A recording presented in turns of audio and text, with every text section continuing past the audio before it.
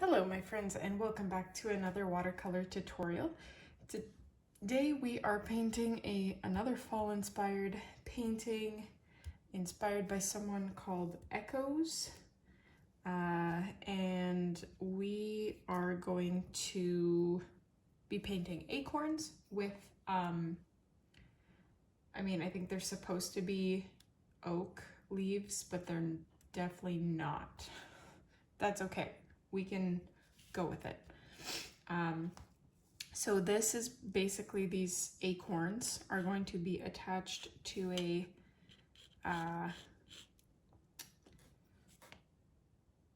like a branch, something like this. I've sketched out my two acorns, they're overlapping, and there's going to be a branch, and there's going to be like a branch going that way, and there's going to be another branch that trails off like this. And then the only reason I'm sketching the branches out is because I want the some of the leaves of this branch to overlap the acorn.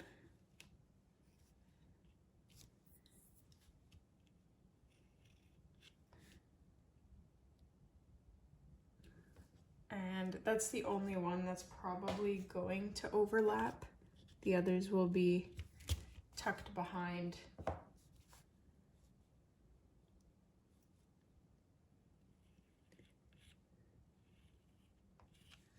Something like that. So don't be too picky about sketching it out. It's not too big of a deal. I have painted, I believe, an acorn, like a close-up, very specific how to paint an acorn on my channel. I believe that was last fall. So if you're interested in that, please look it up. It should be anywhere between September and November. So it shouldn't be hard to find. I am mixing brown with tan and then watering that down quite a bit.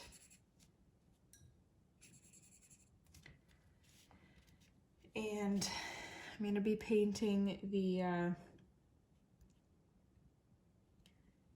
head of the acorn first, if that's what it's called, the fruit of the acorn.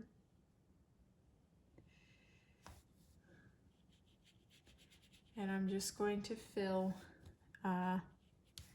this is way not the color that I was looking for. It should be way more gray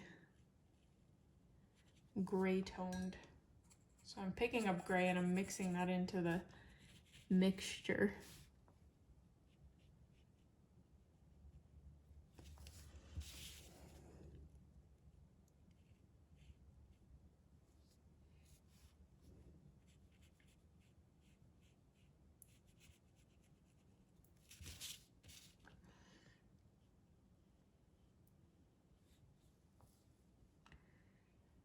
I think that acorns, I actually have an acorn here. Maybe I should use this as a reference. They have this little thing on the bottom, but it's kind of more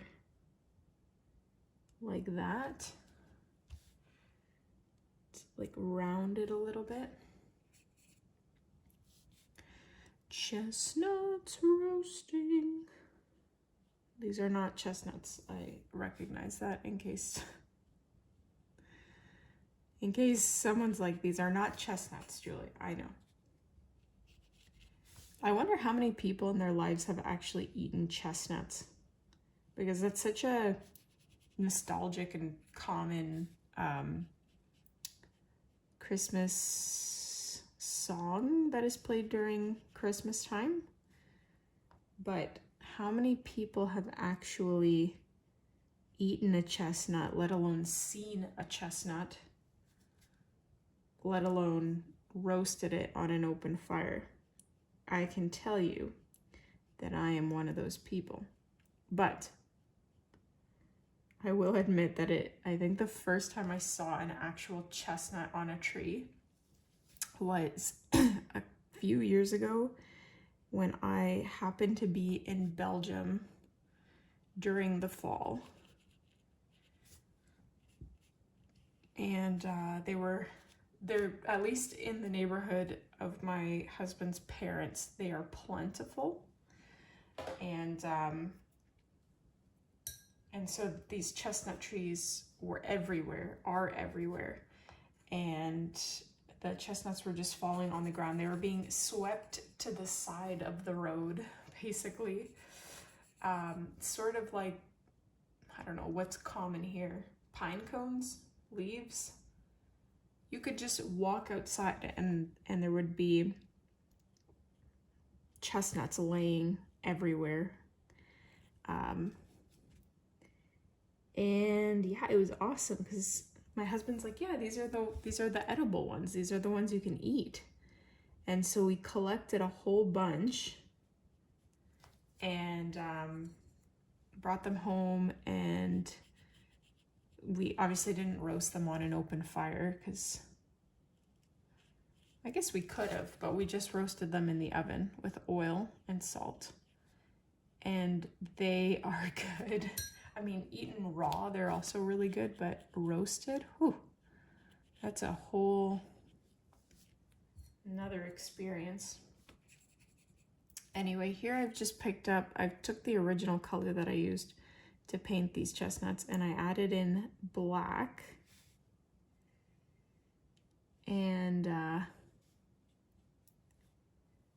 just adding it to the sides of my chestnuts to give them a little bit of 3D-ness because they were looking quite flat to me.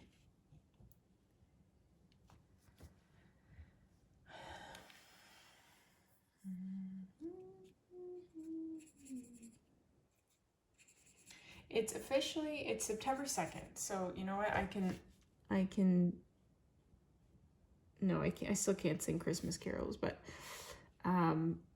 it felt really weird painting autumn themed things in the middle of August because it was so hot. I was like, this just feels wrong and not done. But now it's September, so it's not officially fall, but it's definitely starting to look like it and feel like it, both in the retail world and outside. The trees are finally starting to change colors, and it's been much cooler outside in comparison to like just 2 weeks ago. Yeah. Okay, so I am satisfied with this so far. I'm gonna go ahead and take that original tan color that I used, and I want to, dotting maybe isn't the right word, but that's basically what I'm gonna be doing. I need to fill in the hat part of the acorn. And I don't want to dot the whole thing because that would just take a very, very long time. I'm taking a nude color in there and sort of mixing it in. And the reason I'm doing it is because if you look at the hat of an acorn, it's sort of, can you see that properly, the pattern? It's like a, kind of like snake skin if I was to describe it properly, but I am not going for that look. I am instead trying to just create texture, and that's why I'm sort of stippling, sort of dotting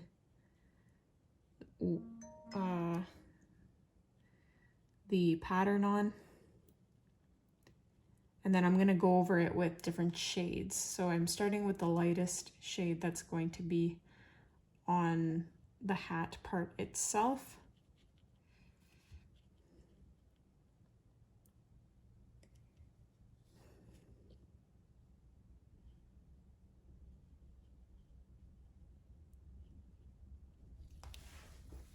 And then I have to do this one as well. It's tricky to distinguish them when they're overlapping.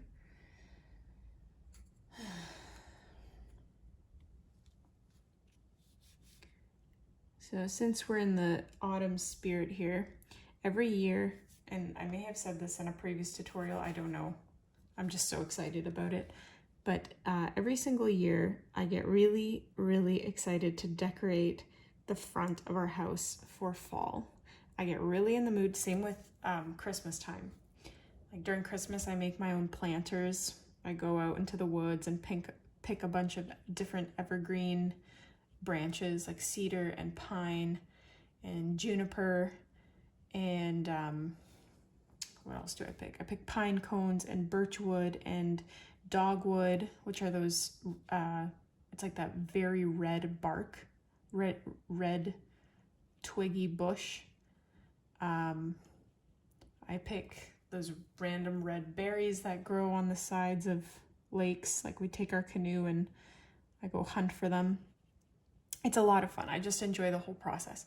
So for fall, I don't make my own planters. I usually just buy fall chrysanthemums that they sell at the store. And this year I'm especially excited simply because we're in this newly built house that we designed and moved into last winter. So like February, I think we moved here. So I missed the whole Christmas and fall season. We were in a rental at that time, and the porch of that rental was not visible to the street, and it wasn't even the main entrance. So I just had no incentive at all to decorate in the way that I do now. And so, and the main thing is that in our old house that we bulldozed to build this one, the front door was on the side of the house. Like, it's hard to describe because the orientation of the house, like we live in a forest, so like what really is the side and the front? But in relation to the driveway and the road, the door was on the side. And so when you pull up in the driveway, you couldn't see the front door, which in some ways I liked that sort of privacy, but this is just great because now we designed it in a way that the front door faces the front of the house, the driveway, the road, and so there's actually curb appeal to our house. And when I drive up or I'm playing in the front yard, I sit on my front porch. I see my front porch. When I pull in, when I pull out, I look at my front porch. It's like my efforts to decorate are actually worth it and not only enjoyed by me, but people driving by, which I live on a private road, so there's not really that many people driving by, but it's for myself. I just feel cozy. And what is my point? Yeah, that's what I have this year. And so because I order, oh dear, what was that? My gosh, this house is making sounds that I'm not used to. Always scares me a little bit. Yeah, I always buy chrysanthemums from the store, but unfortunately I fell into this like Instagram marketing trap, and someone was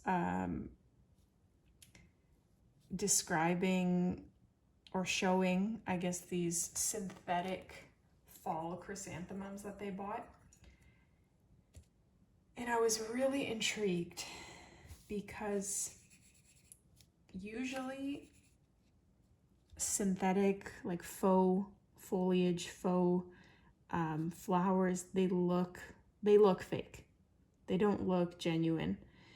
So I'm usually not very intrigued or even tempted at all to buy them because they don't look real.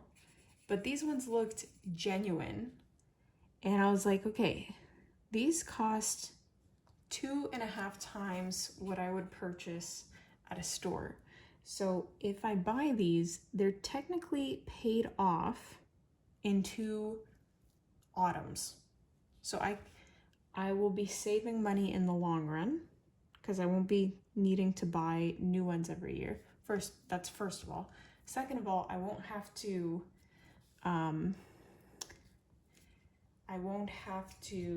wait for them to come into stock at the store or buy them at the right time so that they bloom for the longest amount of time, because it's also season dependent. Like if I bought them when they first came into stores a couple weeks ago, because it was so hot, fall mums don't do well in the heat, and so it would have shortened their lifespan. So yeah, I can put them out earlier, I can keep them out longer. I don't have to water them, which wasn't a problem before I had a child, but now it's definitely a challenge to keep up with all of the things. So it's, I ordered them. Needless to say, I ordered them along with some other things that I probably shouldn't have. These marketing things usually don't work on me. I am not an impulse buyer. We're quite frugal actually. But it's something about fall decor that gets me. And it's definitely, I wouldn't call it an investment, but it is going to save me money in the long run since I buy chrysanthemums every single year from the store. We'll see. When they arrive, then I'll make that judgment call and tell you whether it was actually worth it to spend the money, because that's exactly it, right? They market this to people, but it might end up being like really super ugly, cheap stuff from China. I'll keep you updated for those that care at all about this. This was pretty self-explanatory. As you can see, I just kept dotting over the same area, just making it darker and darker and darker. Darker on the bottom, lighter on the top. Like so. I especially wanted it to be darker here since this is the part that's being overlapped.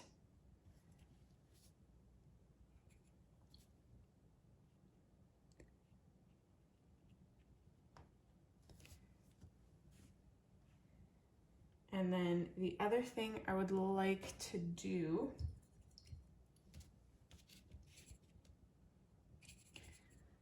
is give it, oops.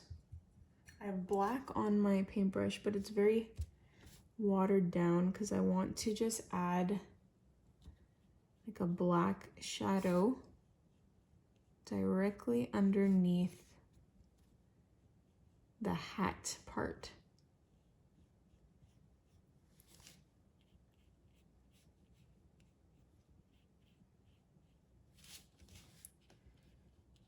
Like so.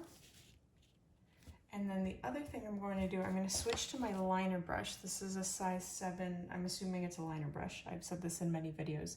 It doesn't say anywhere that it is, but I'm assuming it is based on its look.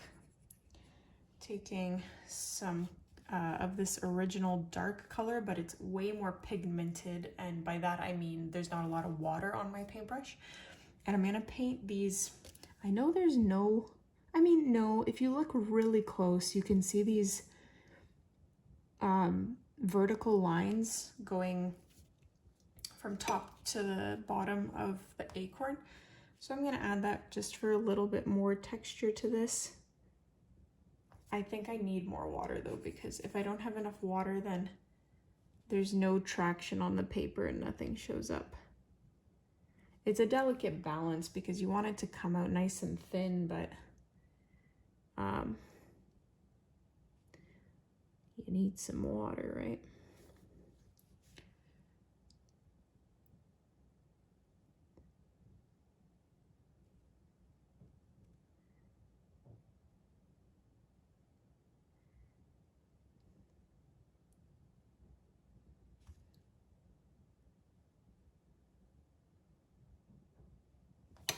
So you can kind of paint as many of those on as you want. Actually, looking this, I'm not sure I'm that big of a fan of this.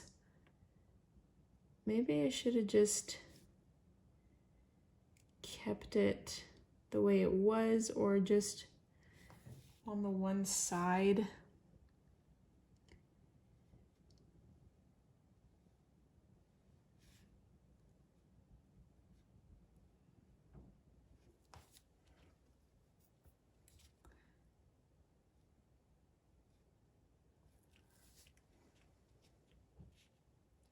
I'm going way too far into this, I think.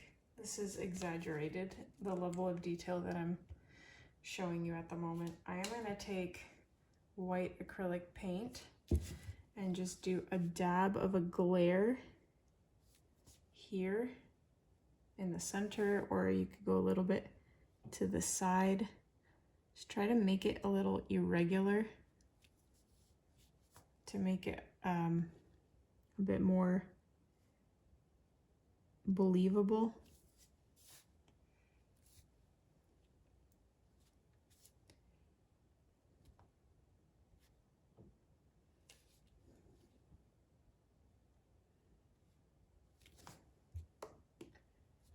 I don't know how I feel about that. Maybe when I finish the whole thing, it'll kind of come together.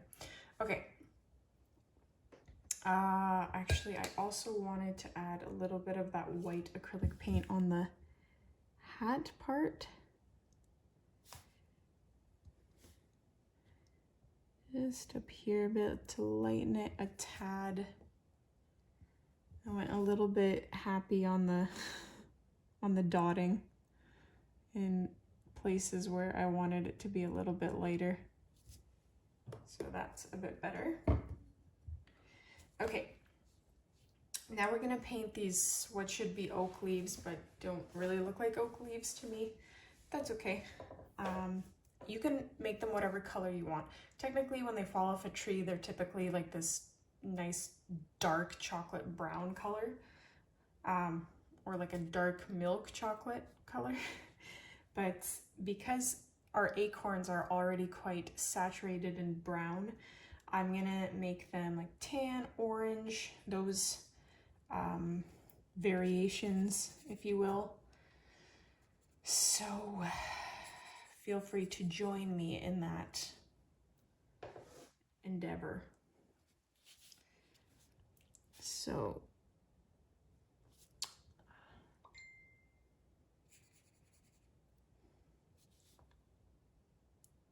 although some of the, okay, because we have an acorn tree, I need to preface, we have an acorn tree, an oak tree, many close by. And so when I go on a little walk with my toddler, we collect them. I'm planning to make Christmas ornaments with them. I think they're so darn cute. But what was my point? They look actually a little bit green when you first pick them. Like you can see the green tinge there. It's when they're fresh, they're like very green. And so this part, this is definitely not an anatomically correct painting. So just keep that in mind. Do whatever colors you want, my friends. This is your painting. I think I'm gonna just switch shortly to a different paintbrush. So that is gonna go like this. This is gonna go like this. And then we're gonna go into like a cream and then yellow, orange, those sorts of colors.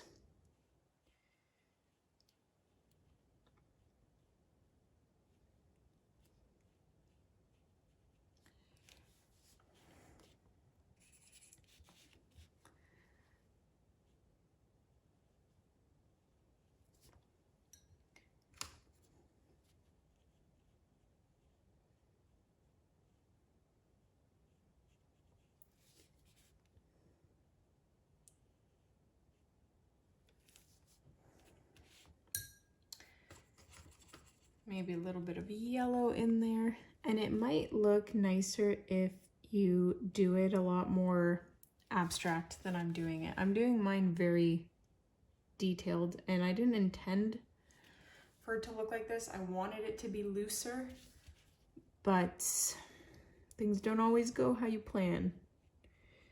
So this is why mine is not looking how I planned. Duh. Like so. La la la la la la la la la.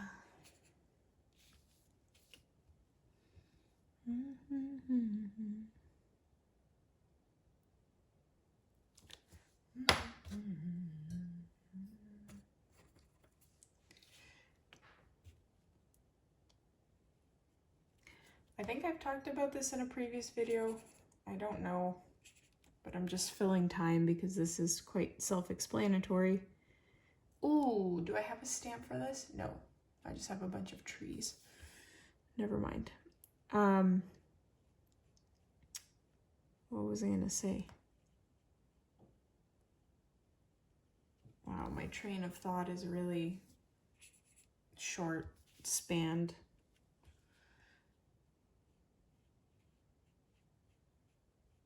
I don't know what I was gonna say, I'm sorry.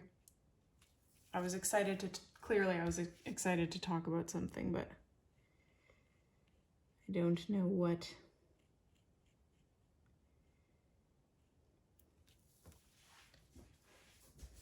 Oh, I remember. I am on a roll. I feel like I'm on a roll with my tutorials for this channel, for Patreon.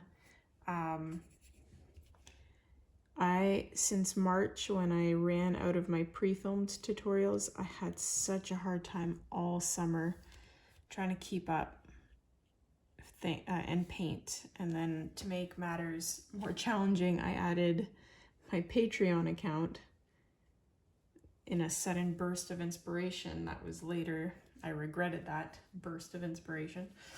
But I struggled all summer to get tutorials out, or just to sit down and film them. I always got them out on time, but it was a struggle. It was a lot of dragging my feet, so to speak.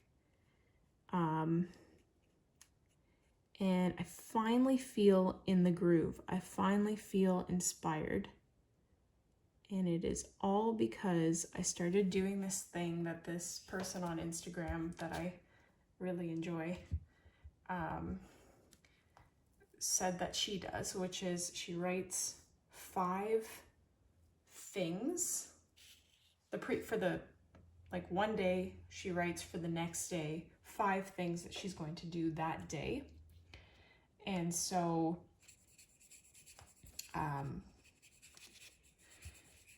for her, it's like dishes, and like dishes is one thing, laundry is another thing, which, by the way, I don't understand how people can possibly do laundry every single day. How many clothes do you wear in a day where that is necessary?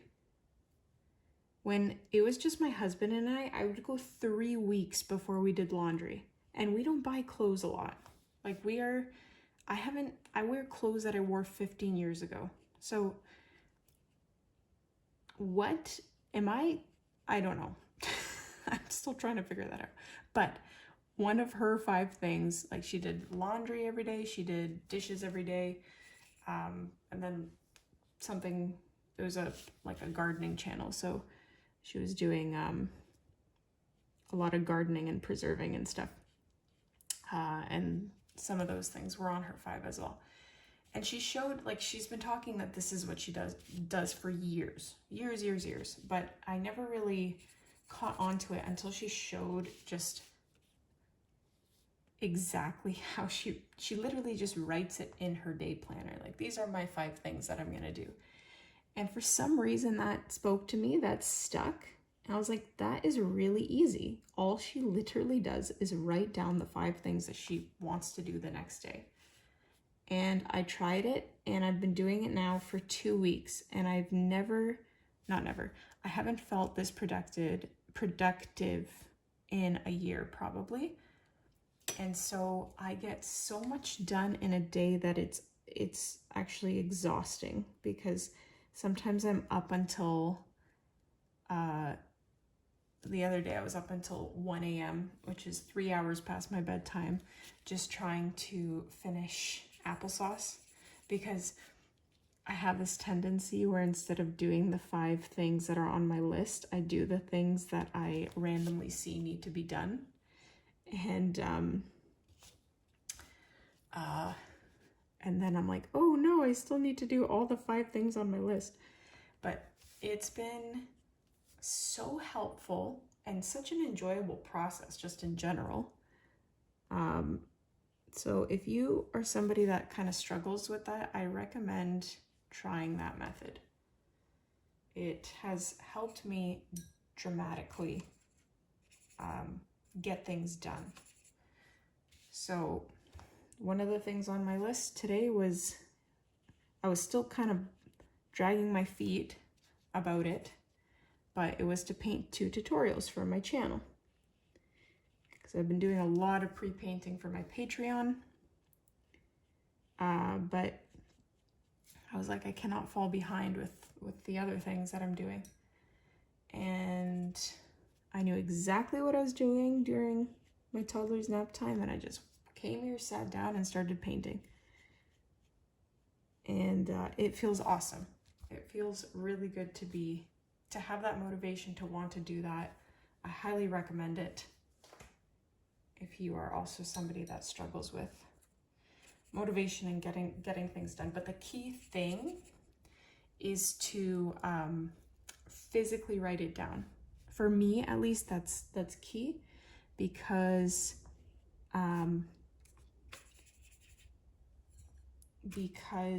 the satisfaction of physically crossing it off your list is something that I feel can't be replaced by like digitally erasing it or whatever you do. So that's been my experience.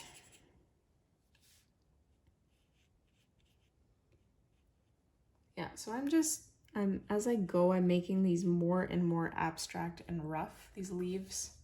That's what I wanted to do from the beginning, is give it this abstract look. So I don't know really why I didn't just do that from the start, because it's way faster.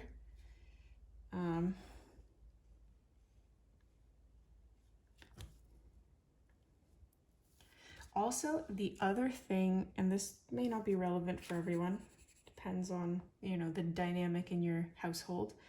My husband is honestly the most helpful husband that I've ever met. He is so selfless. He does so much for our family. He puts anyways,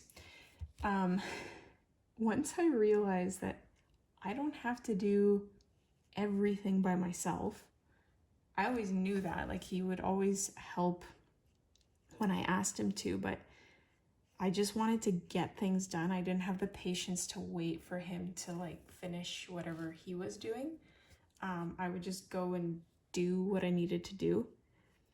And I didn't burn out, but I got tired very quickly that way, and I couldn't finish as many things as I wanted to. Whereas now I'm like, you know what? I could do this now, and it could take me 4 times as long, or I can wait for my husband to come home from work. He can help me, and we'll have it done in 1 hour. And ever since I kind of came to that conclusion, life has been so much easier, because I just get so much more done. For instance, applesauce. I don't know, that man has a gift at peeling apples. I don't know what, I cannot peel apples. I peel apples like I can imagine a monkey peels apples or potatoes or whatever. When I do it for dinner, I get it done because it's a small quantity, but when we're peeling 300 apples for applesauce or apple cider or whatever else I'm making that day, it would take me an eternity to do it myself, but he just powers out and we can finish a huge batch in such a short amount of time.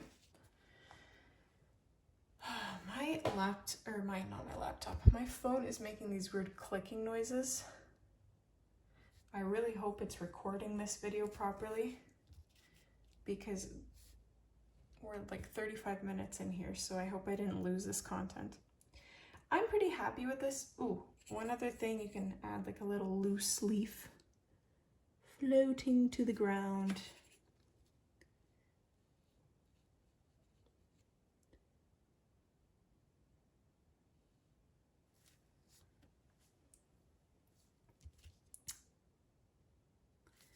Like so. And the other thing I want to quickly do is just pick up with my liner brush a bit of a darker brown and just darken some of these stems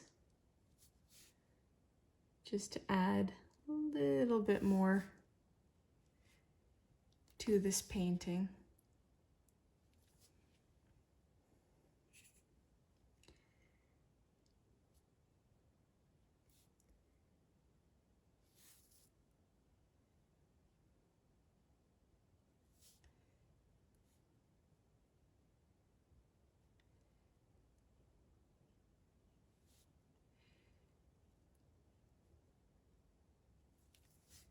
Okay, I am really content with this. Let me know what you guys think. I would have liked to make these petals a little bit more abstract, like they're a little bit too perfect for my liking, and I would have liked to make them way lighter to have the acorns stand out, but it didn't happen that way. Let me know what you think. Don't forget to hit like, subscribe, check out my Patreon if you like my content. I have exclusive tutorials on there that I upload every month, and I will see you in the next tutorial.